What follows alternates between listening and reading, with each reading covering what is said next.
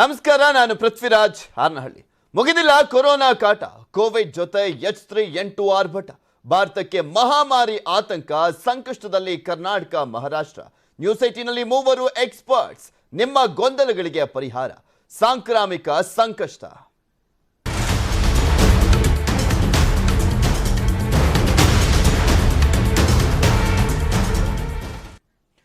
ಭಾರತದಲ್ಲಿ ಮತ್ತೆ ಸಾಂಕ್ರಾಮಿಕ ರೋಗದ ಭೀತಿ ಭಯಾನಕವಾಗಿ ಹರಡ್ತಾ ಇರುವಂತ ನಿಮ್ಗೆಲ್ರಿಗೂ ಕೂಡ ಗೊತ್ತಿದೆ. ಒಂದ್ ಕಡೆ ಎಲ್ರಿಗೂ ಒಂದೊಂದು ರೀತಿಯಾಗಿ ಕಾಯಿಲೆಗಳು ಕಾಣಿಸ್ಕೊಳ್ತಾ ಇದಾವೆ. ಅದರಲ್ಲಿ ಕೆಮ್ಮು, ಜ್ವರ, ನೆಗಡಿ ಹೆಚ್ಚಿನ ಜನರನ್ನ ಕಾಡ್ತಾ ಇರುವಂತದ್ದು. ಒಂದೇ ದಿನ 3000 ವೈರಲ್ ಫೀವರ್ ಕೇಸ್ಗಳು ಪತ್ತೆ ಆಗಿರುವಂತದ್ದು ಇನ್ನಷ್ಟು ಆತಂಕವನ್ನ ಹೆಚ್ಚಿಸಿದೆ. ಕೊರೋನಾವನ್ನೇ ಹೋಲ್ತಾ ಇದೆ H3N2 ಲಕ್ಷಣಗಳು. ಇದೇ ಕಾರಣಕ್ಕೆ ಸವಾಲು ಎದುರಾಗುವಂತ ಆತಂಕ ಕಾಡ್ತಾ ಇದೆ.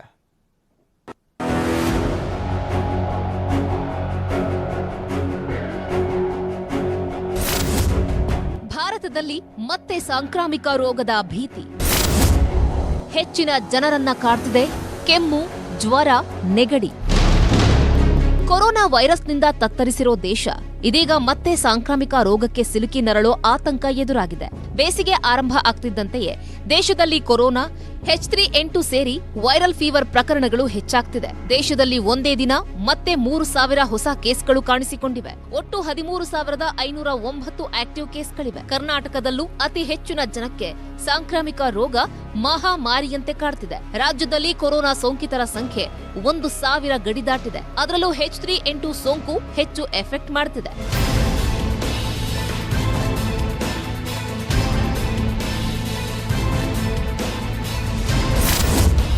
H3N2 ಲಕ್ಷಣಗಳು. ಹೊಸದಾಗಿ ಕಾಣಿಸಿಕೊಳ್ತಾ ಇರೋ H3N2 ಲಕ್ಷಣಗಳನ್ನ ನೋಡೋದಾದ್ರೆ ಇದು ಕೊರೋನಾ ಸೋಂಕಿನ ಲಕ್ಷಣಗಳನ್ನೇ ಹೋಲುತ್ತೆ. ಸೋಂಕಿತರಿಗೆ ಚಳಿ, ಜ್ವರ, ಕೆಮ್ಮು, ನೆಗಡಿ ಕಾಣಿಸಿಕೊಳ್ಳುತ್ತೆ. ಜೊತೆಗೆ ವಾಂತಿ ಭೇದಿಯಾಗಿ ಸುಸ್ತಾಗುತ್ತೆ. ಗಂಟಲು ನೋವು, ಮೂಗು ಸೋರುವಿಕೆ ಕೂಡ ಇರುತ್ತೆ. ಹಾಗೆ ದೇಹದಲ್ಲಿ ನೋವು, ಉಸಿರಾಟದ ತೊಂದರೆ ಕೂಡ ಕಾಣಿಸಿಕೊಳ್ಳುತ್ತೆ.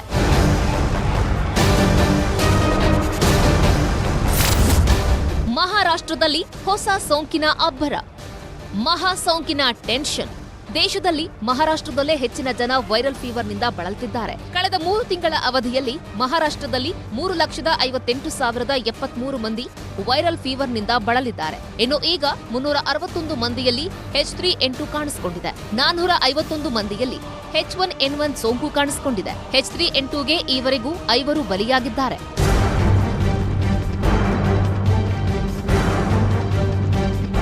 H3N2 ವೈರಸ್ ಏಕಾಏಕಿ ದೇಶದ ಅನೇಕ ಭಾಗಗಳಲ್ಲಿ ವೇಗವಾಗಿ ಹರಡ್ತಾ ಇದೆ. ಬೇರೆ ವೈರಸ್ಗಿಂತಲೂ ಈ ವೈರಸ್ ಮಾರಣಾಂತಿಕವಾಗಿದೆ ಅಂತ ಹೇಳಲಾಗ್ತಿದೆ. ಇದರಿಂದ ಬಾಧಿತರಾದ ಜನ ಆಸ್ಪತ್ರೆಗೆ ದಾಖಲಾಗ್ತಾ ಇದ್ದು, ಇದು 2 ರಿಂದ 3 ವಾರಗಳವರೆಗೆ ಇರಲಿದೆ. ಕಳೆದ 1-2 ವಾರದಿಂದ ಈಚೆಗೆ ಹವಾಮಾನ ಹೆಚ್ಚು ಬದಲಾಗ್ತಿರೋದ್ರಿಂದ ಸೋಂಕು ಕೂಡ ಹೆಚ್ಚಾಗಿ ಕಾಡ್ತಾ ಇದೆ. ಮುಂಜಾಗ್ರತೆಯೊಂದೇ ಹೊಸ ಸೋಂಕನ್ನ ತಡೆಯಲು ಇರೋ ಮಾರ್ಗ. ಸೊ ಜನರೇ, ನಿಮ್ಮ ಆರೋಗ್ಯದ ಬಗ್ಗೆ ಕಾಳಜಿ ವಹಿಸಿ, ಅಪಾಯದಿಂದ ಪಾರಾಗಿ. Bureau report, news 18. ಎಲ್ರಿಗೂ ಕೂಡ ಈ ಸಾಂಕ್ರಾಮಿಕ ರೋಗಗಳ ಆತಂಕ ಮನೆ ಮಾಡಿರುವಂಥದ್ದು. ಏನ್ ಮಾಡೋದು ಅನ್ನುವಂಥದ್ದು ಸಹಜವಾಗಿ ಆತಂಕ ಇರುವಂಥದ್ದು. ಯಾಕೆಂದ್ರೆ ಒಬ್ಬರಿಗೆ ಏನಾದ್ರೂ ಬಂದ್ಬಿಟ್ರೆ, ಏನಾದ್ರೂ ಕಾಯಿಲೆ ಬಂದ್ಬಿಟ್ರೆ ಇಡೀ ಮನೆ ಮಂದಿಗೆಲ್ಲ ಬರ್ತಾ ಇದೆ. ಸೊ ಹೀಗಾಗಿನೇ ಎಲ್ರಿಗೂ ಕೂಡ ಏನಾದ್ರೂ ಪ್ರಿಕಾಷನ್ಸ್ ಅನ್ನ ತೆಗೆದುಕೊಳ್ಳಲೇಬೇಕಲ್ಲ. ಆ ಆತಂಕ ದೂರ ಆಗಬೇಕು ಅನ್ನುವ ಕಾರಣಕ್ಕೋಸ್ಕರ ನಾವು ಈ ಒಂದು ಸ್ಪೆಷಲ್ ಶೋ ಅನ್ನ ಮಾಡ್ತಾ ಇದೀವಿ. ನಮ್ಮ ಜೊತೆ ಎಕ್ಸ್ಪರ್ಟ್ಸ್ ಗಳು ಜಾಯ್ನ್ ಆಗ್ತಾ ಇದ್ದಾರೆ. 3 ಜನ ವೈದ್ಯರು ಜಾಯ್ನ್ ಆಗ್ತಾ ಇದ್ದಾರೆ. ಅವ್ರನ್ನ ವೆಲ್ಕಮ್ ಮಾಡ್ಕೊಳ್ತೀನಿ. ಡಾಕ್ಟರ್ ಚೇತನ್ ಕುಮಾರ್ ಅವರು ಶ್ವಾಸಕೋಶ ತಜ್ಞರು. ಸರ್, ಕಾರ್ಯಕ್ರಮಕ್ಕೆ ಸ್ವಾಗತ ನಿಮಗೆ. ಇನ್ನು ಡಾಕ್ಟರ್ ನವೀನ್ ಅವರು ಮಕ್ಕಳ ತಜ್ಞರು, ಇವರು ಕೂಡ ಜಾಯ್ನ್ ಆಗ್ತಾರೆ. ಸರ್, ನಿಮಗೂ ಕೂಡ ಕಾರ್ಯಕ್ರಮಕ್ಕೆ ಸ್ವಾಗತ. ಹಾಗೆ ಡಾಕ್ಟರ್ ಶಾಲ್ಮಲಿ ಅವರು ವೈರಾಣು ತಜ್ಞರು, ಅವರು ಕೂಡ ನಮ್ಮ ಜೊತೆ ಜಾಯ್ನ್ ಆಗ್ತಾರೆ. ಮೇಡಮ್, ನಿಮಗೂ ಕೂಡ ಸ್ವಾಗತ. ಫಸ್ಟು ನಾನು ಚೇತನ್ ಅವರಿಂದ ಆರಂಭ ಮಾಡ್ತೀನಿ. ಚೇತನ್ ಅವರೇ, ನೋಡ್ತಾ ಇದೀವಿ, ಎಲ್ಲಿ ನೋಡಿದ್ರು ಕೂಡ ಸಹಜವಾಗಿ ಒಬ್ಬರಿಗೆ ಒಂದಲ್ಲ ಒಂದು ರೀತಿಯಾದಂತ ಆರೋಗ್ಯದ ಸಮಸ್ಯೆ ಕಾಡ್ತಾ ಇದೆ. ಸಾಂಕ್ರಾಮಿಕ ರೋಗಗಳು ಹೆಚ್ಚಾಗಿ ಕಾಣಿಸ್ತಾ ಇದೆ ಅನ್ನುವಂಥದ್ದನ್ನ ನೋಡ್ತಾ ಇದ್ವಿ. ಈ ಹಿಂದೆನೂ ಕೂಡ ಇತ್ತು, ಇಲ್ಲ ಅಂತಲ್ಲ. ಆದ್ರೆ ಸ್ಪ್ರೆಡ್ಡಿಂಗ್ ಪ್ರಮಾಣ ಜಾಸ್ತಿ ಆಗ್ಬಿಟ್ಟಿದ್ಯಾ ಈಗ ಅಂತ? ಇಲ್ಲ ನೋಡಿ, ವೈರಸ್ ಸ್ಪ್ರೆಡ್ ಆಗೋದು ಮುಂಚೆಯಿಂದ ಅದು ನೋನ್ ಫ್ಯಾಕ್ಟರ್. ಸೊ ಒಂದು ಮೊದಲಾಗಿ ಹೆದರ್ಕೊಳ್ಳೋದು ಬೇಕಾಗಿಲ್ಲ ಯಾವುದೇ ರೀತಿ. ಸೊ ಇದು ನಾವು ಚಿತ್ರಿಸುವ ರೀತಿ ಅಥವಾ ನಾವು ಪ್ರಸಾರ ಮಾಡೋ ರೀತಿ, ನಾವು ಸುದ್ದಿ ಕೊಡೋ ರೀತಿ ಸ್ವಲ್ಪ ಬದಲಾವಣೆ ಮಾಡ್ಕೋಬೇಕಂತ ಕೇಳ್ತೀನಿ. ಕ್ಷಮಿಸ್ಬೇಕು, ನಾನು ಸ್ವಲ್ಪ ಅರಗೆಂಟ್ ಆಗಿರ್ಬೋದು, ಬಟ್ ಯಾಕೆ ಅಂದ್ರೆ ಇದು ಒಂಥರ ವಿರುದ್ಧವಾಗಿ ಜನರ ಮೇಲೆ ಪ್ರಭಾವ ಬೀರುತ್ತೆ. ಏನಪ್ಪ ಆಗಾಗ 6 ತಿಂಗಳಿಗೆ ವರ್ಷಕ್ಕೆ ಈ ತರ ಸುದ್ದಿ ಬರುತ್ತೆ ಏನು ಅಂತೆಲ್ಲ. ಸೊ ನೋಡಿ, ಯಾವುದೇ ವೈರಸ್ ಅದು ರೂಪಾಂತರಗೊಳ್ಳುತ್ತೆ, 6 ತಿಂಗಳು ವರ್ಷಕ್ಕೆ ರೂಪಾಂತರಗೊಳ್ಳುತ್ತೆ, ಸೀಸನ್ ಚೇಂಜ್ ಆದಾಗ ಅದು ರೂಪಾಂತರಗೊಳ್ಳುತ್ತೆ, ಸ್ಪ್ರೆಡ್ ಆಗುತ್ತೆ. ಅಂಡ್ ನೀವ್ ಹೇಳಿದ್ರಿ ಮನೇಲಿ ಒಬ್ರಿಗೆ ಬಂದ್ರೆ ಇನ್ನೊಬ್ರಿಗೆ ಬರ್ತದೆ, ಖಂಡಿತ ಅದು ವೈರಸ್ ಗುಣ. ಒಬ್ರಿಗೆ ಬಂದ್ರೆ ಇನ್ನೊಬ್ರಿಗೆ ಬರುತ್ತಲ್ಲ, that means that it's A viral fever. So ಜನರು ಆಗ ಏನ್ ಮಾಡ್ಬೇಕು, ಎದುರ್ಕೋಬಾರ್ದು ಫಸ್ಟ್. ಸೊ ಬಂದ್ಬಿಡ್ತಲ್ಲ ಏನಾಗುತ್ತೆ ಅಂತ. ಬಟ್ ಈಗ ಬಂದವರೆಲ್ಲಾನು ಆಸ್ಪತ್ರೆಗೆ ಬರೋ ನೆಸಿಟಿ ಇಲ್ಲ. ಫಸ್ಟ್ ಆಫ್ ಆಲ್ ಇದು ಸೆಲ್ಫ್ ಲಿಮಿಟಿಂಗ್, ತನ್ನಷ್ಟಕ್ಕೆ ತಾನೇ 5-7 ಡೇಸ್ ಅಲ್ಲಿ ಸರಿ ಹೋಗುತ್ತೆ. ಒಬ್ರಿಗೆ ತಲೆನೋವು ಬರ್ಬೋದು, ಒಬ್ರಿಗೆ ಮೈಕೈ ನೋವು ಬರ್ಬೋದು, ಒಬ್ರಿಗೆ ಚಳಿ ಬರ್ಬೋದು, ಒಬ್ರಿಗೆ ಲೂಸ್ ಮೋಷನ್ಸ್ ಬರ್ಬೋದು, ಒಬ್ರಿಗೆ ವಿಪರೀತ ಹೆಡ್ ಏಕ್ ಬರ್ಬೋದು, ಈ ತರ ಒಬ್ರಿಗೆ ಸಿವಿಯರ್ ಕಾಫ್ ಬರ್ಬೋದು. ಇದೆಲ್ಲ ಸೆಲ್ಫ್ ಲಿಮಿಟಿಂಗ್. ಪ್ರಾಬ್ಲಮ್ ಎಲ್ಲಿ ಸ್ಟಾರ್ಟ್ ಆಗುತ್ತೆ ಅಂದ್ರೆ ಅಪ್ಪರ್ ರೆಸ್ಪಿರೇಟರಿ ಟ್ರ್ಯಾಕ್ಟ್ ಇನ್ಫೆಕ್ಷನ್ ಬಂದು ಅದು ಲೋವರ್ ರೆಸ್ಪಿರೇಟರಿ ಟ್ರ್ಯಾಕ್ಟ್, ಅಂದ್ರೆ ಯಾವಾಗ ಸ್ಯಾಚುರೇಷನ್ ಡ್ರಾಪ್ ಆಗುತ್ತಲ್ಲ ಅವಾಗ ಪ್ರಾಬ್ಲಮ್ ಆಗುತ್ತೆ. ಬಟ್ ನಮ್ ಪ್ರಾಬ್ಲಮ್ ಏನು ಅಂದ್ರೆ, ನಾವು ಹಿಂಗೆ ಒಂದು ಮಾಸ್ ಹಿಸ್ಟರಿಯ ಕ್ರಿಯೇಟ್ ಮಾಡ್ಬಿಟ್ರೆ ಎಲ್ಲರೂ ಮತ್ತೆ ನಾವು 2 ವರ್ಷ ಹಿಂದೆ ಮಾಡಿದ ತಪ್ಪೇ ಮಾಡ್ತೀವಿ. ನಾವ್ ಏನು ಅಂದ್ರೆ, ಯಾರು ಸಿಕ್ ಪೇಷಂಟ್ಸ್ ಇದಾರೆ ನಮ್ ಗಮನ ಅವ್ರ ಕಡೆಗಿದ್ರೆ ಸಾಕು. ಎಲ್ರ ಮೇಲೆ ಗಮನ ಕೊಡೋದಕ್ಕಿಂತ ಯಾರು ಸಿಕ್ ಪೇಷಂಟ್ಸ್ ಇದಾರೆ, ಸಿಕ್ ಪೇಷಂಟ್ಸ್ ಯಾರಿಗೆ ಸಿಂಪ್ಟಮ್ಸ್ ಜಾಸ್ತಿ ಇದೆ, ಯಾರಿಗೆ ಸ್ಯಾಚುರೇಷನ್ ಡ್ರಾಪ್ ಆಗುತ್ತೆ ನೋಡಿ, 6 ನಿಮಿಷ ವಾಕ್ ಮಾಡಿದ ನಂತರ ಸ್ಯಾಚುರೇಷನ್ ಡ್ರಾಪ್ ಆಗುತ್ತೆ, ಅಂತವ್ರ ಕಡೆ ನಮ್ ಗಮನ ಇರ್ಬೇಕು ಹೊರತು ಎಲ್ರೂ ನಾವು ಫೋಕಸ್ ಮಾಡೋದ್ ಬೇಕಾಗಿಲ್ಲ. ಅದು ಸೆಲ್ಫ್ ಲಿಮಿಟಿಂಗ್, ತನ್ನಷ್ಟಕ್ಕೆ ತಾನೇ ಇದಾಗುತ್ತೆ. ಅಂಡ್ ವಿತಿನ್ 48 hours ನೀವು ಹಂಗೇನಾದ್ರೂ ಇಮಿಡಿಯೇಟ್ ಆಕ್ಷನ್ ತಗೊಳಂಗಿದ್ರೆ ಚೆನ್ನಾಗಿ ನೀರು ಕುಡೀರಿ. ಅಂಡ್ ಅದಕ್ಕೆ ಸಿಂಪ್ಟಮ್ಯಾಟಿಕ್ ಟ್ರೀಟ್ಮೆಂಟ್ ಅಂದ್ರೆ ಜ್ವರ ಇದ್ರೆ ಜ್ವರಕ್ಕೆ ಮಾತ್ರೆ. And main importantly first 12 hours 48 hours ಒಳಗೆ ಒಸಲ್ ಟ್ಯಾಮಿವಿರ್ ಅಂತ ಏನ್ ಹೇಳ್ತೀವಿ, ಅಂದ್ರೆ ಫ್ಲೂ ಮಾತ್ರೆ, ಇದನ್ನ ನೀವು ತಗೊಂಡಷ್ಟರಲ್ಲಿ ವೈರಲ್ ಲೋಡ್ ಕಮ್ಮಿ ಆಗುತ್ತೆ. ಸೊ ಸಿಂಪ್ಟಮ್ಸ್ ಕಮ್ಮಿ ಆಗುತ್ತೆ ಅಂಡ್ ಇದಾಗುತ್ತೆ. ಬಟ್ ಪ್ರಾಬ್ಲಮ್ ಏನಾಗುತ್ತೆ ಅಂದ್ರೆ, ಫಸ್ಟ್ 12 hours 48 hours ನಾವು ಅಕ್ಸೆಪ್ಟೇ ಮಾಡಲ್ಲ ವೈರಲ್ ಫೀವರ್ ಅಂತ. That is the problem. ಇದೇನೋ ಒಂದು ಮಾಮೂಲಿ ಕೆಮ್ಮು, ಮಾಮೂಲಿ ಜ್ವರ, ಮಾಮೂಲಿ ಚಳಿ ಅನ್ಕೋತೀವಿ, ಅದು ಬಿಡ್ತೀವಿ. ಸೊ 48 hours ಆದ್ಮೇಲೆ ಸಿಂಪ್ಟಮ್ಸ್ ಜಾಸ್ತಿ ಆಗುತ್ತೆ. ಅದರಲ್ಲಿ 100 ಜನದಲ್ಲಿ ಒಂದು 2-3 ಜನಕ್ಕೆ ಸ್ಯಾಚುರೇಷನ್ ಡ್ರಾಪ್ ಆಗಬಹುದು. ಸೊ ಇದು ನಾವು ಸುಮ್ಮನೆ ಸುದ್ದಿನ ಮಾರಣಾಂತಿಕ ಅಂತ ಹೇಳೋದ್ ತಪ್ಪಾಗುತ್ತೆ. ಜನರಿಗೆ ಭಯ ಭೀತಿ ಹುಡ್ಸಕ್ ಬೇಕಾಗಿಲ್ಲ. 100 ಜನದಲ್ಲಿ ಒಬ್ರಿಗೋ ಇಬ್ಬರಿಗೋ ಸ್ಯಾಚುರೇಷನ್ ಡ್ರಾಪ್ ಆಗಬಹುದು. ಅಂತವ್ರು ಕೂಡಲೇ ಕ್ರಮ ತಗೋಬೇಕು, ಟೈಮ್ ವೇಸ್ಟ್ ಮಾಡಬಾರ್ದು. ಸೊ ಮನೆಯಲ್ಲೇ ಒಂದು ಪಲ್ಸ್ ಆಕ್ಸಿಮೀಟರ್ ಯೂಸ್ ಮಾಡಿ 6 ನಿಮಿಷ ವಾಕ್ ಮಾಡಿ ಸ್ಯಾಚುರೇಷನ್ ಚೆಕ್ ಮಾಡಿ. ನೀವು ಸ್ಯಾಚುರೇಷನ್ ನಾರ್ಮಲ್ 94% ಮೇಲಿತ್ತು ಅಂದ್ರೆ ತಲೆ ಕೆಡ್ಸ್ಕೋಬೇಡಿ, ಬಿ ಕೂಲ್, ಯಾವ ಇದಕ್ಕೂ ತಲೆ ಕೆಡ್ಸ್ಕೋಬೇಡಿ, ಸಿಂಪ್ಟಮ್ಯಾಟಿಕ್ ಟ್ರೀಟ್ಮೆಂಟ್ ತಗೊಳ್ಳಿ. ಸ್ಯಾಚುರೇಷನ್ ಡ್ರಾಪ್ ಆದ್ರೆ ಟೈಮ್ ವೇಸ್ಟ್ ಮಾಡಬೇಡಿ. ಈ ಮಾತನ್ನ ನಾನು 2 ವರ್ಷ ಮುಂಚೆನೇ ಹೇಳಿದ್ದೀನಿ, ಇವತ್ತು ಹೇಳ್ತೀನಿ. ಓಕೆ, ನಮ್ಮ ಜೊತೆ ನವೀನ್ ಅವರು ಕೂಡ ಇದ್ದಾರೆ. ನವೀನ್ ಅವರೇ, ಈಗ ಸಹಜವಾಗಿ ಮನೆಯಲ್ಲಿ ಯಾರಿಗೆ ಯಾವುದೇ ಕಾಯಿಲೆ ಬಂದರೂ ಕೂಡ ಚಿಕ್ಕ ಮಕ್ಕಳಿಗೆ ಏನಾದರೂ ಆಗ್ಬಿಟ್ರೆ ಆತಂಕ ಅನ್ನುವಂಥ ಜಾಸ್ತಿ ಆಗ್ಬಿಡುತ್ತೆ. ಇಲ್ಲಿ ಯಾವಾಗಲೂ ನಾವು ಸೆನ್ಸಿಟಿವ್ ಕೇಸಸ್ಗಳು ಅಂದರೆ ನಾವು ನೋಡೋದೆ ಚಿಕ್ಕ ಮಕ್ಕಳು ಮತ್ತು ಏಜ್ ಆಗಿರುವಂಥವ್ರನ್ನ. ಸೊ ಅವ್ರನ್ನ ಅಂದರೆ ಯಾವುದೇ ರೀತಿಯಲ್ಲಿ ಅನಾರೋಗ್ಯಕ್ಕೀಡಾಗಬಾರ್ದು ಅನ್ನುವಂಥ ನಿಟ್ಟಿನಲ್ಲಿ ನೋಡೋದಾದ್ರೆ ಪ್ರಿಕಾಷನ್ಸ್ ಅಂದರೆ ಏನು ತಗೊಳ್ಬೇಕು ಅಂತ? ಡಾಕ್ಟರ್ ಚೇತನ್ ಆಗ್ಲೇ ಹೇಳ್ದ ಹಾಗೆ ಪ್ರಿಕಾಷನ್ಸ್ ಕೋವಿಡ್ ಪ್ರೋಟೋಕಾಲ್ನೇ ಯೂಸ್ ಮಾಡಬೇಕು. ಎಸ್ಪೆಷಲಿ 5 years ಒಳಗಡೆ ಮಕ್ಕಳು ಮತ್ತೆ elderly, as you rightly said. So 5 years ಒಳಗಿನ ಮಕ್ಕಳಿಗೆ ಸೋಂಕು ತಗಲೋದು ಮತ್ತೆ ಅದು ಕಾಂಪ್ಲಿಕೇಟ್ ಆಗೋದು ಜಾಸ್ತಿ ಇರುತ್ತೆ. ಅವ್ರನ್ನ ಸ್ವಲ್ಪ ಇನ್ನೊಂದೇನು ಅಂದ್ರೆ, ನಾವು ಅಡಲ್ಟ್ಸ್ ತಗೊಳ್ಳೋ ಅಷ್ಟು ಚೆನ್ನಾಗಿ ಕ್ರಮ ಅವ್ರು ತಗೊಳ್ಳಲ್ಲ. ಮಕ್ಳಿಗೆ ತಿಳಿ ಹೇಳೋದಾಗ್ಲಿ, ಅವ್ರನ್ನ ಐಸೋಲೇಟ್ ಮಾಡೋದಾಗ್ಲಿ ತುಂಬಾ ಇಂಪಾರ್ಟೆಂಟ್. ಅವ್ರು ತುಂಬಾ ಬೇಗ ಬೆರೀತಿರ್ತಾರೆ, ಎಲ್ಲರ ಹತ್ರನು ಸ್ಕೂಲ್ಗೆ ಹೋಗ್ತಿರ್ಬೋದು, ಒಟ್ಟಿಗೆ ಆಡ್ತಿರ್ಬೋದು. ಸೊ ಸ್ಪ್ರೆಡ್ ಆಗದಾಗ ನೋಡ್ಕೊಳ್ಳೋದು ಒಂದು. ಅಡಿಕ್ವೇಟ್ ರೆಸ್ಟ್ ತುಂಬಾ ಇಂಪಾರ್ಟೆಂಟ್. ರೆಸ್ಟ್, ಸ್ಲೀಪ್, ಚೆನ್ನಾಗಿ ನಿದ್ದೆ ಮಾಡಿದ್ರೆ ಇಮ್ಯುನಿಟಿ ಚೆನ್ನಾಗಿರುತ್ತೆ. ಅಂಡ್ ಮಕ್ಕಳು ಅದನ್ನ ಫೈಟ್ ಮಾಡೋ ಶಕ್ತಿನೂ ಇಟ್ಕೊಳ್ತಾರೆ. ವೈರಾಣುಗಳನ್ನ ಶಕ್ತಿ ಫೈಟ್ ಮಾಡೋದಕ್ಕೆ ಗುಣಗಳು ಚೆನ್ನಾಗಾಗುತ್ತೆ. So best important is sleep. Next is hydration. ಚೆನ್ನಾಗಿ ಹೈಡ್ರೇಟ್ ಮಾಡ್ಕೋಬೇಕು, ಫ್ಲೂಯಿಡ್ಸ್ ನ ಚೆನ್ನಾಗಿ ತಗೊಬೇಕು, ಸಿಂಪ್ಟಮ್ಯಾಟಿಕ್ ಟ್ರೀಟ್ಮೆಂಟ್ ಕೊಡಬೇಕು. ಫಸ್ಟ್ ಥಿಂಗ್ ಐಸೋಲೇಟ್ ಮಾಡಬೇಕು. ಅಂಡ್ ಅವ್ರಿಗೆ ಏನು ಅಂದ್ರೆ, ಅವ್ರ ಕೈಯಲ್ಲಿ ಮುಟ್ಕೊಳ್ಳೋದು, ಮೂಗ್ ಮುಟ್ಕೊಳ್ಳೋದು, ಸೊ ಅವೆಲ್ಲ ಮಾಡ್ಕೊತಿರ್ತಾರೆ. ಮಕ್ಕಳಿಗೆ ಆಗಾಗ ನಾವೇ ಅಬ್ಸರ್ವ್ ಮಾಡ್ಕೊಂಡು ಹ್ಯಾಂಡ್ ವಾಶ್ ಮಾಡಿಸ್ತಾ ಇರಬೇಕು, ಮಾಸ್ಕ್ ಹಾಕಿಸ್ಬೇಕು. ಆಮೇಲೆ ಟಿಶ್ಯೂ ಪೇಪರ್ ಯೂಸ್ ಮಾಡಿ ಅದನ್ನ ಕ್ಲೀನ್ ಮಾಡ್ಕೊಂಡು ಮೂಗು ಏನಾದ್ರು ಹಂಗೆ ಬಿಸಾಕ್ಬಿಡೋದು ಒಳ್ಳೇದು. ಹ್ಯಾಂಡ್ ಕರ್ಚೀಫ್ ಯೂಸ್ ಮಾಡೋದು, ಈ ಪ್ರಿಕಾಷನ್ಸ್ ತಗೋಬೇಕಾಗುತ್ತೆ. ಅಲ್ಲ, ಮಕ್ಕಳು ಅಂದ್ರೆ ಯಾವಾಗ್ಲೂ ಕೂಡ ಭಯ ಅನ್ನುವಂಥದ್ದು ಇರುತ್ತೆ. ಆದ್ರೆ ಇತ್ತೀಚೆಗೆ ನಾವು ನೋಡ್ತಾ ಇದೀವಲ್ಲ, ಈಗ ಕೆಮ್ಮು, ಶೀತ, ಜ್ವರ ಅದು ಬಂದಂತ ಟೈಮ್ನಲ್ಲಿ ಅದು ಲಾಂಗ್ ಲಾಸ್ಟಿಂಗ್ ತುಂಬಾ ದಿನಗಳ ಕಾಲ ಉಳ್ಕೊಳ್ತದೆ. ಮುಂಚೆನೂ ಇದೇ ರೀತಿಯಾಗಿ ಇತ್ತ, ಅಥವಾ ಈಗ ಅದು ಯಾವ್ದಾದ್ರು ಒಂದು ಕಾಯಿಲೆ ಕಾಣಿಸ್ಕೊಂಡಾಗ ಜಾಸ್ತಿ ಇದೆಯಾ? ಇಲ್ಲ, ತುಂಬಾ ದಿನ ಉಳ್ಕೊಳ್ಬೇಕು ಅಂತ ಏನಿಲ್ಲ. ಯಾವ್ದೇ ವೈರಸ್ 7 days ಅಥವಾ 1 ವಾರ ಅದರಲ್ಲಿ ಆಲ್ಮೋಸ್ಟ್ ಸೆಟ್ಲ್ ಆಗ್ಬಿಡುತ್ತೆ.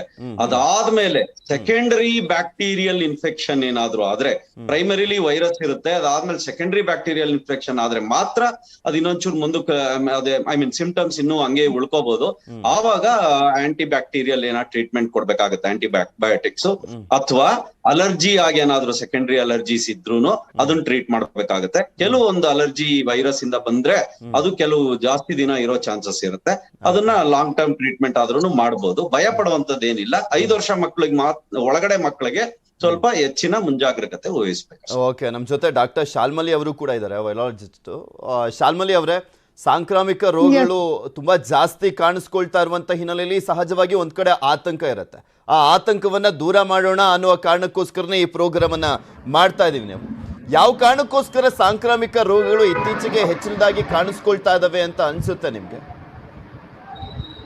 ಫಸ್ಟ್ ಇನ್ಫ್ಲೂಯೆನ್ಸಾ ಇದು ಮೊದ್ಲಿಂದ ಇತ್ತು, ಅದ್ರಲ್ಲಿ ಹೊಸ ಹೊಸ ವೇರಿಯಂಟ್ಸ್ ಬರ್ತಾ ಇದೆ. ಈಗ 2009 ಅಲ್ಲಿ H1N1 pandemic virus first July 2011 ಅಲ್ಲಿನೂ ಡಿಟೆಕ್ಟ್ ಆಗಿತ್ತು.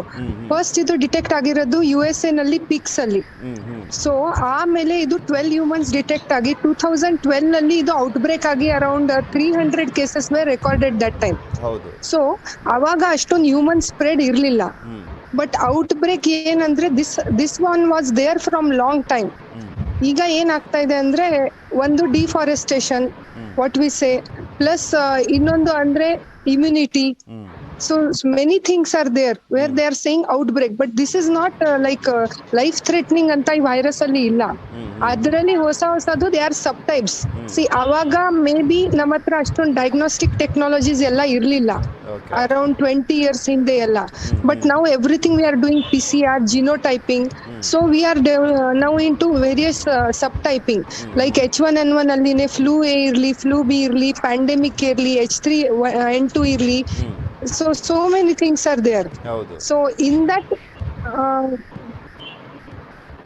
ಹೇಳಿ yeah please so these things are there, they have continued. ಮೊದಲಿಂದ ಇದೆ ಇದು, ಇದರಲ್ಲಿ ಹೊಸ ವೇರಿಯಂಟ್ಸ್ ಈಗ ಕಾಣಿಸ್ಕೊಳ್ತಾ ಇದೆ ಅಷ್ಟೇ. ಈಗ ಆತಂಕ ಅಂದ್ರೆ ಕೆಲವರಿಗೆ ಏನಂತ ಈ ರೀತಿಯಾಗಿ ಕಾಯಿಲೆಗಳು ಕಾಣಿಸ್ಕೊಳ್ತಾ ಇರೋ ಟೈಮಲ್ಲಿ ಕೊರೋನಾ 4ನೇ ಅಲೆ ಬಂದ್ಬಿಡುತ್ತಾ, ಅದ್ಯಾವ ರೀತಿಯಾಗಿರುತ್ತೆ ಅನ್ನುವಂಥದ್ದು ಸಹಜವಾಗಿ ಕಾಡುವಂಥದ್ದು ಪ್ರತಿಯೊಬ್ಬರಿಗೂ ಕೂಡ.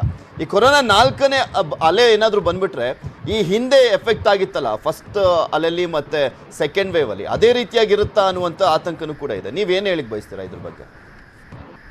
ಇಲ್ಲ, one thing is that one good thing in India, vaccination ತುಂಬಾ ಜನದ್ದು ಆಗಿದೆ as compared to other country. So namige most of the people, as I work in diagnostics also, we will be getting many requests like IgG IgM antibody. So that time now tumba population alli nodidivi, especially Indian population alli IgG antibody still increase ide, ಅವ್ರದ್ದು level ಚೆನ್ನಾಗಿದೆ. That will also protect. Secondly, most of the people they have understood hand wash ಯಾವ ತರ ಮಾಡೋದು, basic ಯಾವ ತರ spread ಆಗುತ್ತೆ, ನೀವು ಕೈ ಎಷ್ಟು ಚೆನ್ನಾಗಿ ತೊಳಿಬೇಕು, ಆಮೇಲೆ ಮಕ್ಕಳಿಗೆ ಏನಾದ್ರು ನೀವು ಸ್ಪೆಷಲ್ ಆಗಿ ಟ್ರೀಟ್ಮೆಂಟ್ ತಗೋಬೇಕು. So most of the people ಇಂಡಿಯಾದಲ್ಲಿ ಅಷ್ಟು ಜನಗೆ ತುಂಬಾ ತಿಳುವಳಿಕೆ ಇದೆ ಇದ್ರ ಬಗ್ಗೆ. ವ್ಯಾಕ್ಸಿನೇಷನ್ ತುಂಬಾ ಚೆನ್ನಾಗಿ ಆಗಿರೋದ್ರಿಂದ ನನ್ನ ಪ್ರಕಾರ ಇದು ಅಷ್ಟು ಡೆಡ್ಲಿಯಾಗಿ ಸ್ಪ್ರೆಡ್ ಆಗೋದಿಲ್ಲ. ಇನ್ನೂ ನಮ್ಮ ಹತ್ರನು where I am working in diagnostics ಅಲ್ಲಿನೂ ಕೊರೋನಾ ಪಾಸಿಟಿವ್ ಕೇಸಸ್ ಇನ್ಕ್ರೀಸ್ ಆಗ್ತಾ ಇದೆ ಪಾಸ್ಟ್ ಫ್ಯೂ ವೀಕ್ಸ್ ಇಂದ. But when we speak yes sir ನೋಡಿ, ಇನ್ಫೆಕ್ಷನ್, ನ್ಯಾಚುರಲ್ ಇನ್ಫೆಕ್ಷನ್ ಇನ್ನ ಬೆಟರ್ ಇಮ್ಯುನಿಟಿ ಇಲ್ಲ. ಅದೊಂದು ಮಾತ್ರ ನಾನು ಸ್ಪಷ್ಟಪಡಿಸ್ತೀನಿ. ಯಾರಿಗೆ ಆಗ್ಲಿ ನ್ಯಾಚುರಲ್ ವೈರಲ್ ಫೀವರ್ ಬಂದ್ರೆ ನಮ್ಮ ಬಾಡಿ ನ್ಯಾಚುರಲ್ ಆಂಟಿಬಾಡೀಸ್ ಉತ್ಪಾದನೆ ಆಗುತ್ತೆ. That is recorded in T memory cells that you can't measure it. It's not a protein. ಈ IgG IgM ಮೆಜರ್ ಮಾಡಬಹುದು, ಹಾಗಾಗಿ ಅದನ್ನ ಮೆಜರ್ ಮಾಡಿ ಕಮ್ಮಿ ಆಗ್ತಿದೆ ಮತ್ತೆ ಬೂಸ್ಟರ್ ತಗೊಳ್ಳಿ ಅಂತ ಹೇಳಲು. ಬಟ್ ನಮ್ಮ long living immunity, natural infection is the best immunity. So natural infection ಗಿನ ಬೆಸ್ಟ್ ಇಮ್ಯುನಿಟಿ ಇಲ್ಲ. ಸೊ ಜನ ತಲೆ ಕೆಡ್ಸ್ಕೊಳ್ಳೋದ್ ಬೇಕಾಗಿಲ್ಲ. ಸೊ ಇದನ್ನ ಸುಮ್ನೆ ನಾವು ತುಂಬಾ ಒಂದು ಸಣ್ಣ ಇದನ್ನ ತುಂಬಾ ಅತಿಯಾಗಿ ಚರ್ಚಿಸಿ ಇದ್ ಮಾಡಿ we are creating too much. So natural infection is the best immunity. ಅದಿದೆ, ಟಿ ಮೆಮೊರಿ ಸೆಲ್ಸ್ ಅಲ್ಲಿ ಇರುತ್ತೆ, ಅದು ಮೆಜರ್ ಮಾಡಕ್ಕಾಗಲ್ಲ. It's not a protein. So ನಾವ್ ಚಿಂತೆ ಮಾಡೋದ್ ಬೇಕಾಗಿಲ್ಲ. IgG IgM ಟೆಸ್ಟ್ ಮಾಡಿಸೋದು, ಮತ್ತೆ ನಂಗೆ ಈಗ ಬಂದಿರೋ viral fever H3N2 H1N1 Covid, ಅದು ಏನು ಬೇಕಿಲ್ಲ. ನಮ್ಗೆ ಬೇಕಾಗಿರೋ ಸಿಂಡ್ರೋಮಿಕ್ ಅಪ್ರೋಚ್. ಸಿಂಪ್ಟಮ್ಸ್ ಟ್ರೀಟ್ಮೆಂಟ್ ತಗೋತೀರಾ, ನಿಮ್ಮ ಸ್ಯಾಚುರೇಷನ್ ಡ್ರಾಪ್ ಆಗಿದೆಯಲ್ಲೋ ಅಷ್ಟೇ ನೋಡ್ತೀರಾ. ಇನ್ ಯಾವುದೇ ರೀತಿ ಆತಂಕ ಭಯ ಬೇಕಾಗಿಲ್ಲ. ಇನ್ನೊಂದು ನೀವು ಹೇಳಿದ್ರೆ ಸಿಂಪ್ಟಮ್ ಬಂದಾಗ ಐಸೋಲೇಷನ್ ಅದು ಇದು ನೋಡಿ, ಅದೆಲ್ಲ ಟ್ರೈಡ್ ಔಟ್ 2 years 3 years ಇಂದ ಎಲ್ಲ ಮಾಡಿದ್ದಾರೆ. ಈಗ ನಮಗೆ ಸಿಂಪ್ಟಮ್ ಇವತ್ತು ನನಗೆ ಬಂದಿದೆ ಅಂದ್ರೆ there something called as pre symptomatic spread. ಅಂದ್ರೆ 2-3 ದಿವಸ ಮುಂಚೆನೆ ನಾನು ಎಲ್ಲರಿಗೂ ಸ್ಪ್ರೆಡ್ ಮಾಡಿದಾಗಿದೆ. ನನ್ನ ಮನೆಯವ್ರಿಗೆ, ನನ್ನ ತಂದೆ ತಾಯಿ, ಹೆಂಡತಿ, ಮಕ್ಕಳು ಎಲ್ಲರಿಗೂ ಸ್ಪ್ರೆಡ್ ಮಾಡೋದಾಗಿದೆ, ನನ್ನ ಫ್ರೆಂಡ್ಸ್, ಫ್ಯಾಮಿಲಿ ಎಲ್ಲರಿಗೂ. ಸೊ ಇವಾಗ ಅರ್ಥ ಇಲ್ಲ ನಾನು ಐಸೋಲೇಟ್ ಮಾಡ್ಕೊಂಡು ಸೋಷಿಯಲಿ ಸ್ಟಿಗ್ಮಾ ಕ್ರಿಯೇಟ್ ಮಾಡ್ಕೊಂಡು ಅವ್ರಿಗೂ ಟೆಸ್ಟ್ ಮಾಡಿಸಿ ಅವ್ರನ್ನು ಐಸೋಲೇಟ್ ಮಾಡಿ. It's a very non sense thing that was done since 2 years. ಇದೇನಾಗುತ್ತೆ, ಈ ತರ ನಾವು ಸ್ಟಿಗ್ಮಾ ಕ್ರಿಯೇಟ್ ಮಾಡಿದಷ್ಟು ರಿಯಲ್ ಸಿಂಪ್ಟಮ್ಸ್ ಇರೋನು ಕೂಡ ಯಾರಾದ್ರೂ ಸಿಕ್ಕಾದ್ರೂ ಕೂಡ ಅವ್ನು ತೋರ್ಸ್ಕೊಳ್ಲಿಕ್ಕೆ ಬರಲ್ಲ. ಅವ್ನಿಗೆ ಸ್ಟಿಗ್ಮಾ ಕ್ರಿಯೇಟ್ ಮಾಡಿದ್ವಿ ನಾವು. ಟೆಸ್ಟ್ ಬೇಕಿಲ್ಲ ಮ್ಯಾಮ್, ನಮಗ್ ಬೇಕಾಗಿರೋದು ಸಿಂಡ್ರೋಮಿಕ್ ಅಪ್ರೋಚ್.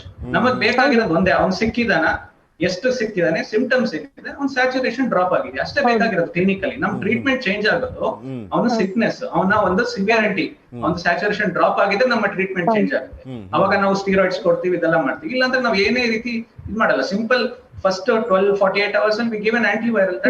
ಒಂದು ನಾರ್ಮಲ್ ಫ್ಲೂವಿರ್ ಮಾತ್ರೆ ಸಾಕು.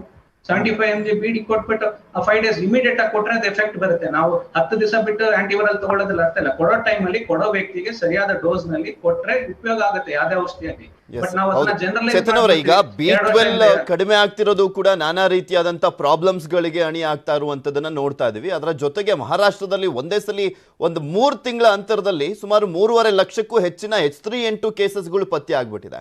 ಇದೇನಾದ್ರೂ ಭಯ ಪಡುವ ರೀತಿಯಲ್ಲಿ ಆಗುತ್ತಾ ಪರಿಸ್ಥಿತಿ ಅನ್ನುವಂತ ಒಂದು ಪ್ರಶ್ನೆ ಇದೆ. ಇದ್ರ ಬಗ್ಗೆನೂ ಕೂಡ ಮಾತನಾಡ್ತಾ ಹೋಗ್ತೀನಿ. ಒಂದು ಚಿಕ್ಕ ಬ್ರೇಕ್ ತಗೊಂಡು ವಾಪಸ್ ಬರ್ತೀನಿ.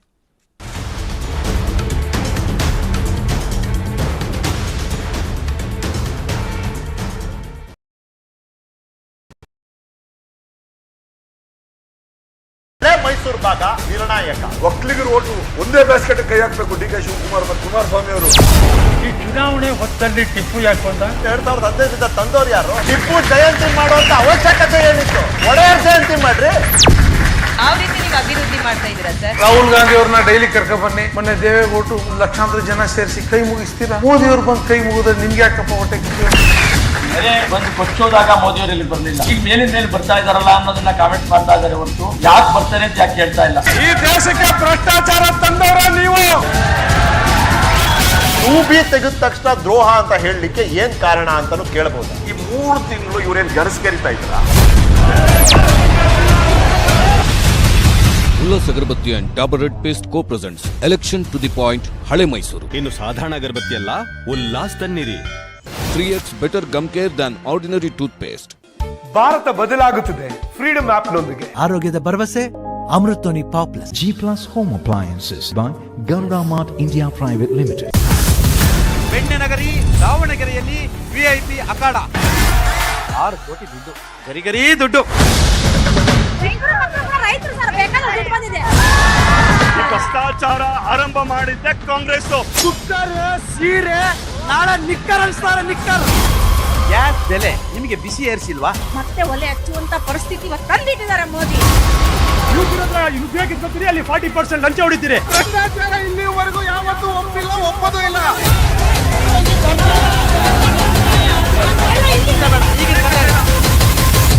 Ullas Agarbatti and Dabur red paste co presents VIP ಅಖಾಡ. ಮೈಸೂರಿನಲ್ಲಿ ಇರುವಂತಹ ಪ್ರಭಾವ ಮಂಡ್ಯನಲ್ಲಿಲ್ಲ. ಅಭಿವೃದ್ಧಿಯ ಮಂತ್ರವನ್ನ ಹೇಳ್ಕೊಂಡು ಮತವನ್ನ ಕೇಳುವಂತ ಒಂದು ವ್ಯವಸ್ಥೆ. ಯಾವ್ದು ಡೆವಲಪ್ಮೆಂಟ್? ಅಕ್ಕಿ ಕೊಡ್ತೀನಿ ಅಂದ್ರೆ ಕೊಟ್ರು, ನುಡಿದಂತೆ ನಡೆದ್ರು. ಜನ ಇವತ್ತು 2,000 ಕೊಡ್ತೀವಿ ಅಂತ ಹೇಳಿದ್ರೆ ನಂಬ್ತಾ ಇದ್ದಾರೆ. ಯಾರಪ್ಪನ ಮನೆಯಿಂದ ತಂದು ಕೊಡಲ್ಲ. ಕಾಂಗ್ರೆಸ್ನವರು ಅದನ್ನೇ ಮಾಡ್ತಿತ್ತು, ಕುರಿ ಕೋಳಿ ಕೊಡ್ತಿದ್ರು ಹಿಂದೆ. ಈಗ ಅವ್ರು ಮುಂದುವರಿಸ್ತವ್ರಷ್ಟೇ. ಇವತ್ತಿನ ಸರ್ಕಾರ ಏನ್ ಮಾಡಿದೆ ಅಂದ್ರೆ ಎಲ್ಲಾನು ಮಠಾತ್ ಮಾಡ್ಬಿಟ್ಟಿದೆ. ನೀವು ಮಾಡಂತ ಸರಿ ಇದ್ದಿದ್ರೆ ಮತ್ತೊಮ್ಮೆ ನಿಮ್ಮನ್ನು ಮುಖ್ಯಮಂತ್ರಿ ಮಾಡ್ತಾ ಇದ್ರು. ನಮ್ಮದು ರೈತರೆಲ್ಲ ನಾವು ಚೋಮನ ದುಡಿತರಾಗಿದ್ದೀವಿ. ನಮ್ಗೆ ಶೋಷಣೆ ಆಗ್ತಾ ಇದೆ. ನಿಮಗೆ ನಮ್ಮ ರೈತ ವರ್ಗದ ಧಿಕ್ಕಾರ. Ullas Agarbatti and Dabur red paste co presents election to the point ಹಳೆ ಮೈಸೂರು. ಕ್ಷೇತ್ರ ಮೀರಿದ ಕದನ, ರಾಜ್ಯವೇ ತಿರುಗಿ ನೋಡುವ ರಣಕಣ.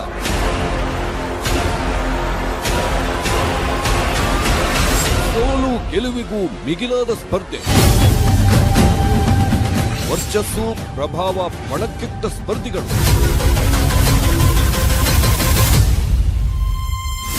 ಉಲ್ಲಾಸ್ ಅಗರಬತ್ತಿ ಪ್ರೆಸೆಂಟ್ಸ್ VIP ಅಖಾಡ ವೀಕ್ಷಿಸಿ ಶನಿವಾರ ಮತ್ತು ಭಾನುವಾರ ಸಂಜೆ 7 ಗಂಟೆಗೆ.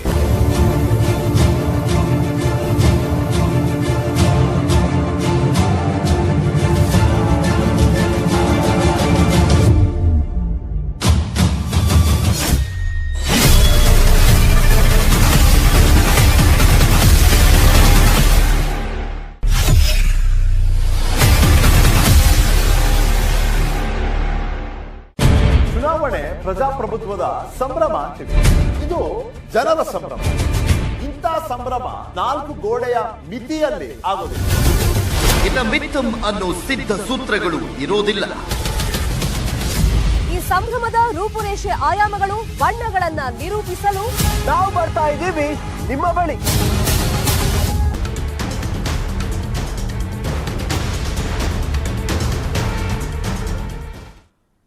ವಿಟಮಿನ್ B12 ವಿಚಾರಕ್ಕೆ ಸಂಬಂಧಪಟ್ಟಂತೆನೂ ಕೂಡ ಸಾಕಷ್ಟು ಅನಾರೋಗ್ಯದ ಸಮಸ್ಯೆಗಳು ಕಾಡ್ತವೆ ಅನ್ನುವಂಥದ್ರ ಬಗ್ಗೆ ಒಂದು ಸರ್ವೆ ಬಗ್ಗೆ ನೋಡ್ತಾ ಇದ್ವಿ. ಹಾಗೆ ಪೇಪರಲ್ಲೂ ಕೂಡ ಬಂದಿತ್ತು. ಇದ್ರ ಬಗ್ಗೆನೂ ಕೂಡ ಮಾತನಾಡ್ತಾ ಹೋಗೋಣ. ಫಸ್ಟ್ ಮಕ್ಕಳ ಮೇಲೆ ಯಾವ ರೀತಿಯಾಗಿ ಪರಿಣಾಮ ಬೀರುತ್ತೆ ಅನ್ನುವಂಥದ್ದನ್ನ ತಗೊಳ್ತೀನಿ ನಾನು. ನಮ್ಮ ಜೊತೆ ನವೀನ್ ಅವರು ಕೂಡ ಇದ್ದಾರೆ, ಮಕ್ಕಳ ತಜ್ಞರು. ನವೀನ್ ಅವರೇ, ಇಲ್ಲಿ ಮೇಯ್ನ್ ಆಗಿ ವಿಟಮಿನ್ B12 ಕಡಿಮೆ ಆದಂಥ ಸಂದರ್ಭದಲ್ಲಿ ನಾನಾ ಕಾಯಿಲೆಗಳಿಗೆ ತುತ್ತಾಗಬೇಕಾಗುತ್ತೆ ಈ ಡಿಫಿಷಿಯನ್ಸಿಯಿಂದ ಅಂತ ಹೇಳ್ತಾರೆ. ಅದೆಷ್ಟು ಮಟ್ಟಿಗೆ ನಿಜನೋ ಏನೋ ಗೊತ್ತಿಲ್ಲ. ನೀವೇ ಹೇಳಿ, ಇದು ಮಕ್ಕಳ ಮೇಲೂ ಕೂಡ ಯಾವ ರೀತಿಯಾಗಿ ಪರಿಣಾಮ ಬೀರ್ಬೋದು ಅನ್ನೋದ್ರ ಬಗ್ಗೆ. ಇಲ್ಲ, ಮಕ್ಕಳ ಮೇಲೆ, ಮಕ್ಕಳು ಅಂತಾನೆ ಅಲ್ಲ, ಎಲ್ಲಾರ ಮೇಲೂ B12 ಕಮ್ಮಿ ಇದ್ರೆ ಪರಿಣಾಮ ಬಿದ್ದೇ ಬೀಳುತ್ತೆ. ಸೊ ಅದ್ರದ್ದು B12 ಟೆಸ್ಟ್ ಮಾಡಿಸ್ತೀವಿ, ಅಥವಾ ವಿಟಮಿನ್ D ಅಂಡ್ B12 ಎರಡೂ ಒಟ್ಟಿಗೆ. ಎಸ್ಪೆಷಲಿ ರೈಸ್, ಅನ್ಪಾಲಿಶ್ಡ್ ರೈಸ್ ತಗೊಂಡ್ರೆ ತುಂಬಾ ಒಳ್ಳೇದು. ಮಕ್ಳಿಗೆ ಅದನ್ನೇ ಎಂಕರೇಜ್ ಮಾಡ್ಬೇಕು. ಪ್ಲಸ್ B12 ಟೆಸ್ಟ್ ಮಾಡ್ಬಿಟ್ಟು ಅಕಸ್ಮಾತ್ ಕಮ್ಮಿ ಇದ್ರೆ ಅದನ್ನ ಕೊಡ್ಬೇಕಾಗತ್ತೆ. ಅವಾಗ ಈ ಬಾಡಿ ಏಕ್ಸ್ ಅಥವಾ ಫೆಟಿಗ್ ಸಿಂಪ್ಟಮ್ಸ್ ಎಲ್ಲ ಕಮ್ಮಿ ಆಗುತ್ತೆ. Plus B12 is very very important. ಮಕ್ಳಿಗೂ ಎಸ್ಪೆಷಲಿ ವೆರಿ ವೆರಿ ಇಂಪಾರ್ಟೆಂಟ್. ನಾವು ನ್ಯಾಚುರಲ್ ಆಗು ತಗೊಳ್ಬಹುದು, ಅದನ್ನ ಟೆಸ್ಟ್ ಮಾಡ್ಬಿಟ್ಟು. Most of the Indians especially ಸ್ವಲ್ಪ ಕಮ್ಮಿನೇ ಇರುತ್ತೆ ನಮ್ಮಲ್ಲಿ. So B12 usually non vegetarians ಆದ್ರೆ ಓಕೆ, ವೆಜಿಟೇರಿಯನ್ಸ್ ಆದ್ರೆ ಇನ್ನೂ ಕಮ್ಮಿ ಇರುತ್ತೆ. ಈ ವೆಜಿಟೇರಿಯನ್ಸ್ ಮಕ್ಕಳಾದ್ರೆ ಏನ್ ತಗೊಳ್ಬೇಕು ಅಂತ? ಅದೇ rice, especially unpolished rice will help. So B12 ಬೇಕು ಅಂದ್ರೆ. ಆಮೇಲೆ ಪೌಷ್ಟಿಕಾಂಶ ಇರುವಂತ ತರಕಾರಿ, ಸೊಪ್ಪು ಎಲ್ಲ ಅಂತ ತಗೊಳ್ಬೇಕಾಗುತ್ತೆ. ಸೊ ಪ್ರೋಟೀನ್ ರಿಚ್ ಡಯಟ್ ತಗೊಳ್ಬೇಕಾಗತ್ತೆ. Especially the rice, again I have to reiterate, rice ನಲ್ಲಿ ಅನ್ಪಾಲಿಶ್ಡ್ ರೈಸ್ ತುಂಬಾ ಇಂಪಾರ್ಟೆಂಟ್. ಚೇತನ್ ಅವರ, ಇತ್ತೀಚೆಗೆ ನೋಡ್ತಾ ಇದ್ವಿ, ಕೊರೋನಾ ಆದ ನಂತರ ಕೆಲವು ಚಿಕ್ಕ ವಯಸ್ಸಿನವರು ಕೂಡ ಹಾರ್ಟ್ ಅಟ್ಯಾಕ್ ಇಂದ ಸಾವನ್ನಪ್ತಾ ಇದ್ದಾರೆ. ಅದಕ್ಕೆ ಕೊರೋನಾನೇ ಏನೋ ರೀಸನ್ ಇರ್ಬೋದೇನೋ ಅಂತ ಕೆಲವರು ವಿಶ್ಲೇಷಣೆ ಮಾಡ್ತಾರೆ. ಅದೆಷ್ಟು ಮಟ್ಟಿಗೆ ಸತ್ಯನೋ ಅನ್ನೋದ್ರ ಬಗ್ಗೆ ನೀವೇ ಮಾತನಾಡಬೇಕು. ಅದ್ರ ಜೊತೆಗೆ ಈಗ ಚಿಕ್ಕ ಪುಟ್ಟ ಏನಾದರೂ ಎದೆನೋವು ಅಥವಾ ಇಲ್ಲೇನಾದರೂ ನೋವು ಆದರೆ ಸಾಕು, ಈ ಎದೆ ಭಾಗದ ಹತ್ರ ECG ಮಾಡಿಸೋದು, ಥ್ರೆಡ್ಮಿಲ್ ಮಾಡಿಸ್ಕೊಳ್ಳಿಕ್ಕೆ ಹೋಗೋದು, ಇದೆಲ್ಲದನ್ನು ಕೂಡ ನೋಡ್ತಾನೆ ಇದೀವಿ ನಾವು. ನೀವೇನು ಸಜೆಷನ್ ಕೊಡ್ತೀರಾ ಇದ್ರ ಬಗ್ಗೆ? ಯಾಕಂದ್ರೆ ತುಂಬಾ ಯಂಗ್ ಸೆಲೆಬ್ರಿಟೀಸ್ ಎಲ್ಲ ಸಾವನ್ನಪ್ಪಿದ್ದಾರೆ 2 ವರ್ಷದಿಂದ. ಯಾವಾಗ್ಲೂ ನಮ್ಮ ಇಡೀ, ನಾನಂತೂ ಹುಟ್ಟಿ ಬೆಳೆದಾಗಿಂದ 20-30 ವರ್ಷದಲ್ಲಿ ಆಸ್ ಅ ಡಾಕ್ಟರ್ ಅಲ್ಲ, ಅದಕ್ಕೆ ಮುಂಚೆನು ಯಾವತ್ತೂ ಈ ತರ ಯಂಗ್ಸ್ಟರ್ಸ್ ಸತ್ತಿದ್ದು ನಾನು ನೋಡಿಲ್ಲ. ಈ ತರ ತುಂಬಾ ಒಂದು ಫಂಕ್ಷನ್ ಅಲ್ಲಿ ಹಾಡು ಹೇಳ್ಬೇಕಾದ್ರೆ, ಡ್ಯಾನ್ಸ್ ಮಾಡ್ಬೇಕಾದ್ರೆ, ಏನೋ ಒಂದು ಕಾರ್ಯಕ್ರಮ ಸಡನ್ ಆಗಿ ಕುಸ್ತು ಬಿದ್ದು ಸಡನ್ ಕಾರ್ಡಿಯಕ್ ಅಷ್ಟೇ. ಸೊ ಅದ್ರ ಬಗ್ಗೆ ವಿಸ್ತಾರವಾಗಿ ಚರ್ಚೆ ನಡೀತಾ ಇದೆ. ಇವನ್ ಒಂದು ಆರ್ಟಿಕಲ್ ಬಂತು, ಎಷ್ಟು ಜನ ವ್ಯಾಕ್ಸಿನ್ ತಗೊಂಡ ನಂತರ ಈ ತರ ಆಗ್ತಿದೆ ಅಂತಾನು ಮೊನ್ನೆ ಟೈಮ್ಸ್ ಆಫ್ ಇಂಡಿಯಾದಲ್ಲೂ ಬಂದಿದೆ. ಕರ್ನಾಟಕದಿಂದಾನೇ 1738 ಅಡ್ವರ್ಸ್ ಇವೆಂಟ್ಸ್ ಆಗಿದೆ, ಇದೆಲ್ಲ ಬಂದಿದೆ. So that's a process. ಕೆಲವರಿಗೆ ವ್ಯಾಕ್ಸಿನ್ ಇಂದಾನೆ ಕ್ಲಾಟ್ಸ್ ಟ್ರಿಗರ್ ಆಗುತ್ತೆ. That's also there in the article, study article. So ಎಲ್ಲಾನು ಕೋವಿಡ್ ಮೇಲೆ ಹಾಕೋದು ಬೇಕಾಗಿಲ್ಲ ನಮಗೆ. So there are so many other things also.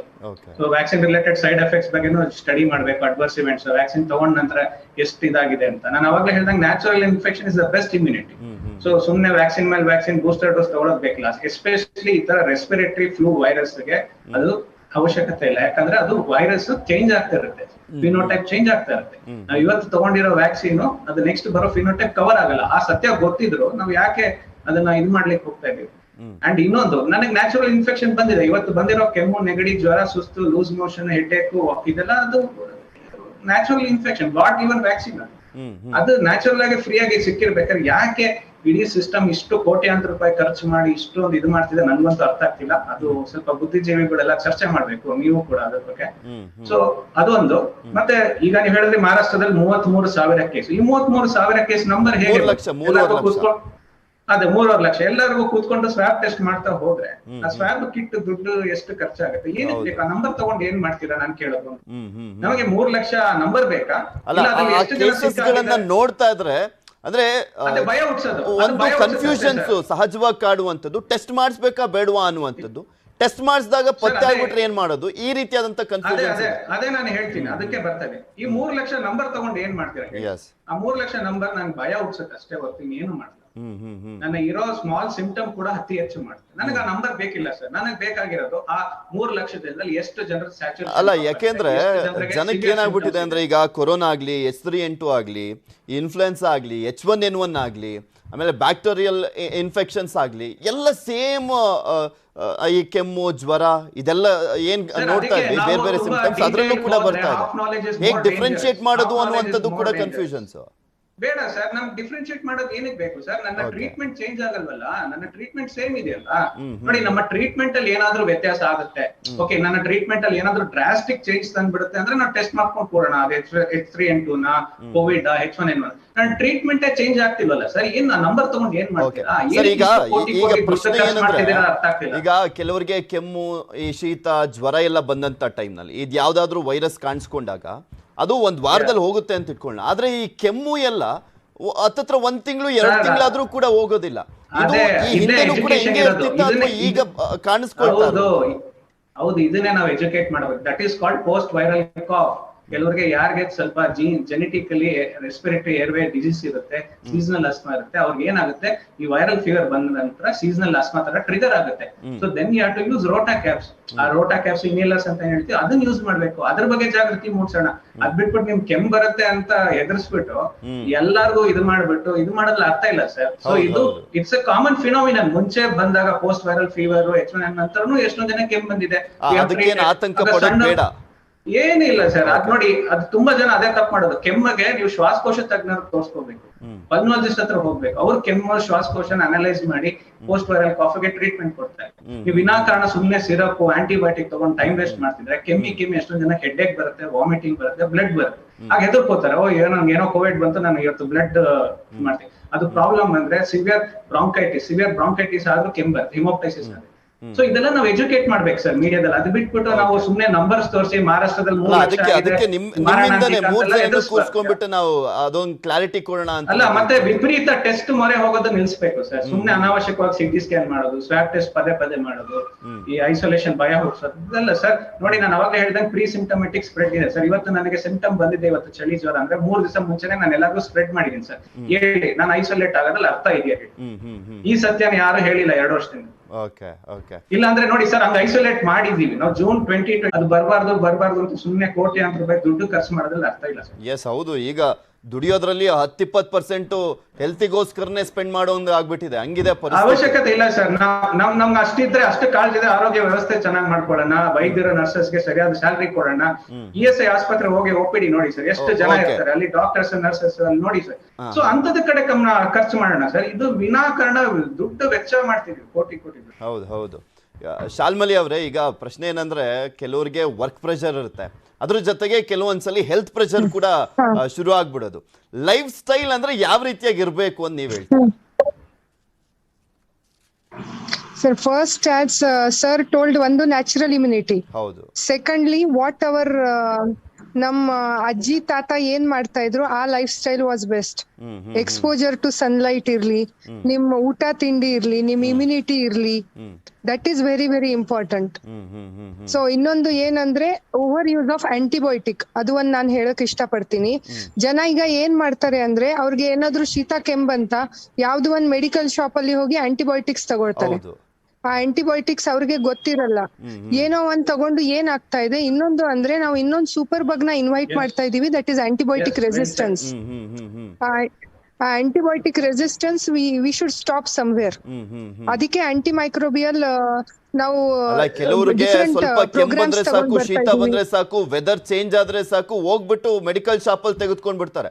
ಇದು ಕೂಡ ಪ್ರಾಬ್ಲಮ್ ಆಗುತ್ತೆ. ನಮ್ಮ ದೇಶದಲ್ಲಿ ಫಾರ್ಮಸಿಸ್ಟ್ ಡಾಕ್ಟರ್ಸ್ ಇದ್ದಾರೆ ಸರ್. ಯಾವುದೇ ಮೆಡಿಕಲ್ ಶಾಪ್ ಹೋಗಿ ಏನು ರೆಸ್ಟ್ರಿಕ್ಷನ್ ಇಲ್ಲ, ಜನನು ತಗೋತಾರೆ. ಫಾರ್ಮಸಿಸ್ಟ್ ಖುಷಿಯಾಗಿ ಕೊಡ್ತಾರೆ. ಅಜಿಥ್ರೋಮೈಸಿನ್ ಜಸ್ಟ್ ಸೇಲ್ಸ್ ನೋಡಿ ಸರ್, ಎಷ್ಟು 2-3 years ಅಲ್ಲಿ. It's shocking.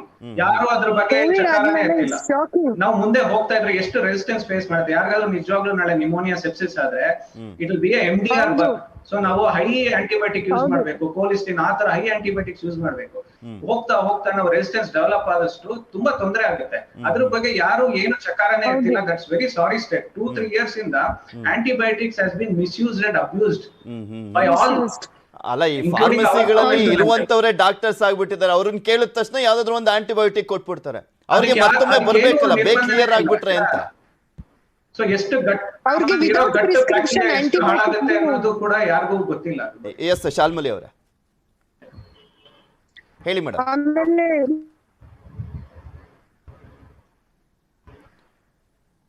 Okay government disturbance ಇದೆ. ವಿದೌಟ್ ಪ್ರಿಸ್ಕ್ರಿಪ್ಷನ್ ಓಕೆ ನವೀನ್ ಅವರೇ ನಿಮ್ ಲಾಸ್ಟ್ ರಿಯಾಕ್ಷನ್. ಕೊಡ್ಲೇಬಾರ್ದು first of all. Without prescription policy changes ಮಾಡ್ಬೇಕಾಗತ್ತೆ ಗವರ್ಮೆಂಟ್ ಕಡೆಯಿಂದಾನೆ. ಫಾರ್ಮಸಿ ಒಂದು ರೆಸ್ಟ್ರಿಕ್ಷನ್ ತರಬೇಕಾಗತ್ತೆ. ಯಾವ ಡ್ರಗ್ಸ್ ಕೊಡ್ಬೋದು, ಓವರ್ ದ ಕೌಂಟರ್ ಡ್ರಗ್ಸ್ ಯಾವ್ದು ಅನ್ನೋದನ್ನ ಲಿಸ್ಟಿಂಗ್ ಆಗ್ಬೇಕು ಕರೆಕ್ಟ್ ಆಗಿ. ಯಾವ್ದು ಕೊಡಬಾರ್ದು ಅನ್ನೋದಕ್ಕೆ ಅದನ್ನ ಸ್ಟ್ರಿಕ್ಟ್ ಆಗಿ ಸ್ಟಾಕ್ ಚೆಕ್ ಆಡಿಟಿಂಗ್ ಮಾಡಿ government has to set some guidelines. ಒಂದು ಪಾಲಿಸಿ ಚೇಂಜೇ ಬೇಕಾಗುತ್ತೆ ಇದಕ್ಕೆ. ಇಂಡಿಯಾದಲ್ಲಿ ಅದಷ್ಟು ಸ್ಟ್ರಾಂಗ್ ಆಗಿಲ್ಲ. ಥ್ಯಾಂಕ್ ಯು ಚೇತನ್ ಅವರೇ, ಹಾಗೆ ನವೀನ್ ಅವರೇ ಮತ್ತೆ ಶಾಲ್ಮನಿ ಅವರೇ ಇಷ್ಟೊತ್ತು ತನಕ ನಮ್ಮ ಜೊತೆ ನ್ಯೂಸ್ 18 ಜೊತೆ ಜಾಯ್ನ್ ಆಗಿ ನಿಮ್ಮ ಅಭಿಪ್ರಾಯವನ್ನ ಹಂಚಿಕೊಂಡಿದ್ದಕ್ಕೆ. ಒಂದ್ ಲಾಸ್ಟ್ ಇಷ್ಟಪಡ್ತೀನಿ. ಗವರ್ಮೆಂಟ್ ಈಗ ಎಲ್ಲ ಫ್ರಮ್ ಲೋಕಲ್ PHC ಇಂತಾನು ರೆಸ್ಟ್ರಿಕ್ಟೆಡ್ ಆಂಟಿಬಯೋಟಿಕ್ ಯೂಸ್ ಅಂತ ತಗೊಂಡ್ ಬರ್ಬೇಕು ಒಂದ್ ಪಾಲಿಸಿ. ಅವಾಗ ಆಂಟಿಬಯೋಟಿಕ್ಸ್ ರೆಸ್ಟ್ರಿಕ್ಟ್ ಆಗತ್ತೆ. ಸೂಪರ್ ಬಕ್ಸ್ ನಾವು ಎಷ್ಟೇ ಆಂಟಿಬಯೋಟಿಕ್ಸ್ ಹೊಸ ಆಂಟಿಬಯೋಟಿಕ್ಸ್ ಬಂದಿದೆ ಸರ್ ಲಾಸ್ಟ್ 10 years ಅಲ್ಲಿ. ಇರೋದು ಆಂಟಿಬಯೋಟಿಕ್ಸ್ ನಾವು ಸಿಕ್ಕಾಪಟ್ಟೆ ತಗೊಂಡ್ ರೆಸಿಸ್ಟೆನ್ಸ್ ಮಾಡ್ಕೊಂಡ್ ಬಿಟ್ಟದ್ರಲ್ಲಿ ನಮ್ಗೆ ಏನ್ ಯೂಸ್ ಇಲ್ಲ. ನಮ್ future generation will suffer, that's all. Good, actually ಒಳ್ಳೆ ಸಜೆಷನ್ ಕೊಟ್ಟಿದ್ದೀರಾ. ನೋಡೋಣ, ಸರ್ಕಾರ ಇದಕ್ಕೆ ಆಕ್ಚುಲಿ ಪ್ರಯತ್ನ ಪಡಬೇಕಾಗಿದೆ. ಆಂಟಿಬಯೋಟಿಕ್ಸ್ ಅನ್ನ ಒಂದು ಸ್ವಲ್ಪ ಕಡಿವಾಣ ಹಾಕುವಂತ ನಿಟ್ಟಿನಲ್ಲಿ ಯಾವ ರೀತಿಯಾಗಿ ಮಾಡ್ತಾರೆ ಅನ್ನುವಂಥದ್ದನ್ನ. ಧನ್ಯವಾದ 3 ಜನಕ್ಕೂ ಕೂಡ ಇಷ್ಟೋ ತನಕ ನಮ್ಮ ಜೊತೆ ಜಾಯ್ನ್ ಆಗಿದ್ದಕ್ಕೆ. ಸಾಕಷ್ಟು ಜನಕ್ಕೆ ಆತಂಕ ಅಂತೂ ಇರುತ್ತೆ. ಸುಮ್ಮನೆ ಕೆಮ್ಮು ಶೀತ ಜ್ವರ ಬರ್ತಿದ್ದ ಹಾಗೆ ಹೋಗ್ಬಿಟ್ಟು ಫಾರ್ಮಸಿನಲ್ಲಿ ಆಂಟಿಬಯೋಟಿಕ್ ತಗೊಂಡ್ಬಿಡುವಂಥ ಕೆಲಸವನ್ನ ಕೂಡ ಮಾಡ್ತಾ ಇದ್ದಾರೆ. ಬೇಡ, ಬೇಕಿದ್ರೆ ತೋರಿಸ್ಬಿಡಿ ಡಾಕ್ಟರ್ಗೆ, ಅವ್ರು ಏನು ಪ್ರಿಸ್ಕ್ರಿಪ್ಷನ್ ಕೊಡ್ತಾರೆ ಅದ್ರ ಪ್ರಕಾರ ತಗೊಳ್ಳಿ ಅನ್ನುವಂಥ ಒಂದು ಸಜೆಷನ್ ಅನ್ನ ನಮ್ಮ ಜೊತೆ ಜಾಯ್ನ್ ಆಗಿದ್ದಂಥ ವೈದ್ಯರು ಹೇಳ್ತಾ ಇದ್ರು. ಇಷ್ಟು ಈ ಕ್ಷಣದವರೆಗಿನ ಸುದ್ದಿ ನೋಡ್ತಾ ಇರಿ ನ್ಯೂಸ್ 18, ಜಾಲ ನಮ್ಮದು, ಬಲ ನಿಮ್ಮದು.